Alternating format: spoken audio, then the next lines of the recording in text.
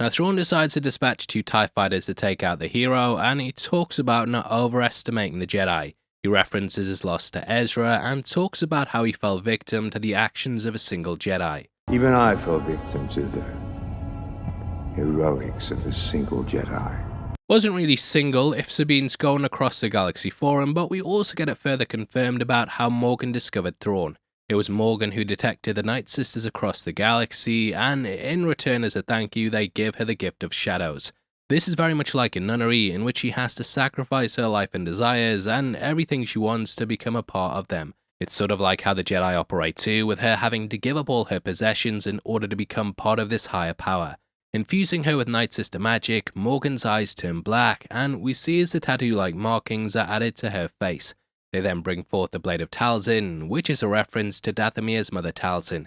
This is probably the weapon she used before she died, but either way, it's an extremely powerful sword. Now, the Great Mothers could really become a big threat in the main universe, and though the Nightsisters have appeared throughout the saga, we've not seen them at this level. Normally they're separate from the Imperials, and though characters like Ventress became an Inquisitor, they're sort of off doing their own thing. They're clearly based on the witches of Macbeth and mythological archetypes, with them helping to heralding great power changes. Episode 2 was called Toil and Trouble, which is a quote from the 3 witches that appeared in Macbeth. As we know, this involved a man who became an almost unstoppable king, which could be riffing on where they're taking things with Thrawn.